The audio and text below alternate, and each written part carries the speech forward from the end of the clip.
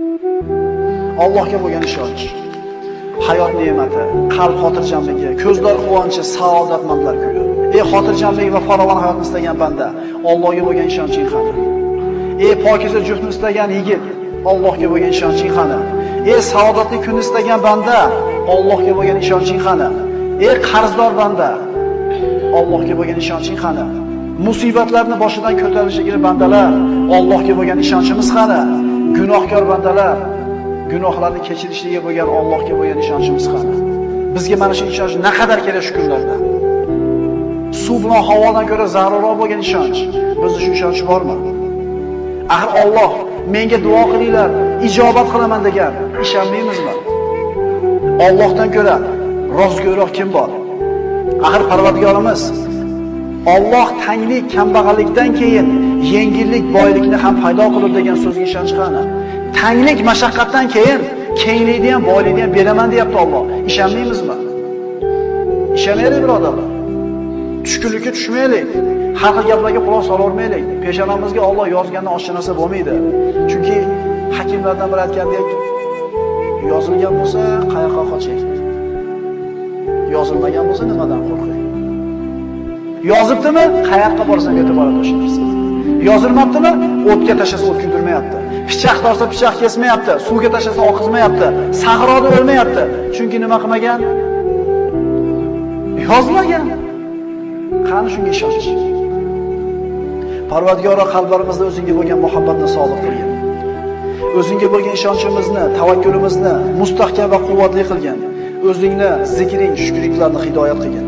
O'zingga ro'baro bo'ladigan kunimizda og'zimizdan chiqqan oxirgi so'zimiz la ilaha illalloh Muhammad Rasululloh kalimasi bo'lishini nasib etgin. Agar shuni ham Alloh xohlamagan bo'lsa ayta olmaymiz, birodarlar.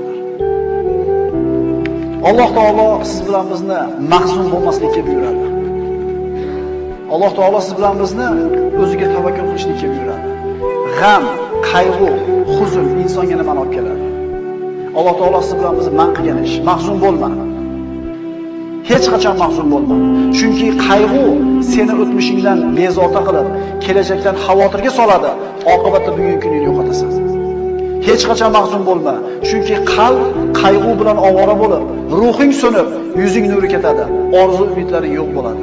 Ey mo'min banda, mahzun bo'lma. Chunki qayg'u dushmaningni xursand qilib, do'stingni mahzun qiladi. Qayg'u sababli haqiqatlarni ko'ra olmay qolasan. Mahzun bo'lma, chunki qayg'u qazoy qadorga norozilik, ne'matga esa nonko'rlik bo'ladi. Mahzun bo'lma, chunki qayg'u, g'am yo'q qolgan narsani qaytarmaydi. O'liklarni tiriltirib, qadarni qaytarmaydi, foyda keltirmaydi. Mahzun bo'lma, chunki qayg'u shaytondan, qayg'u faqirlik va umidsizlikdir. Mahzun bo'lma, agar sen faqir bo'lsang, umri qarzga botib ketgan kishilar bor. Agar mingani uloving yo'q bo'lsa, oyog'i shol bo'lib qolgan odamlar bor. Mahzun bo'lma. Agar bir farzandingdan ajragan bo'lsang, shunday insonlar borki, bitta baxtsiz hodisa tufayli butun oilasidan mahrum bo'lganlar bor. Mahzun bo'lma. Agar gunohkor bo'lsang, tavba qil. Yomon ish qilgan bo'lsang, istig'for ayt. Xato qilgan bo'lsang, isloh qil. Allohning rahmati keng, tavba eshiklari ochiqdir. Mahzun bo'lma. Agar g'amga botsang, asablaring taranglashib, vujudingni qiynab tunlarni bedor qilasan.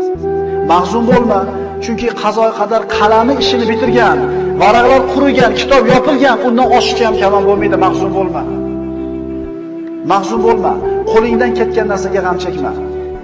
Bittasi ketgan bo'lsa, hali qo'lingda juda ko'p Alloh taoloning ne'matlari bor. Axir Alloh aytmaydimi? Agar Allohning ne'matlarini sanasangizlar, sanoqqa yeta olmaysizlar.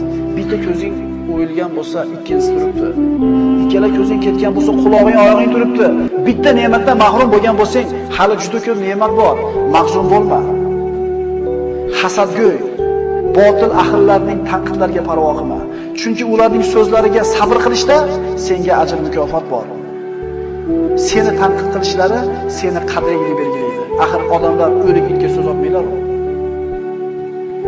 Doim istig'forda bo'l. Chunki Parvardigorim tavbalarni qabul qilguvchidir. Alloh aytadi istig'for etgan bandalarga: Parvardigoringiz Allohdan mag'firat so'ranglar. Albatta u o'ta mag'firatli bo'lgan zotdir. shunda ustlaringizga osmondan yomg'ir yog'dirur. Sizlarni moli dunyo, bola chaqa bilan madad berur, hamda sizlarga bog' bo'stonlarni berur. Istig'for etgan bandaning ustidan yomg'ir yog'adi. Bog'i, bola chaqasi, moli dunyosi ko'p bo'ladi.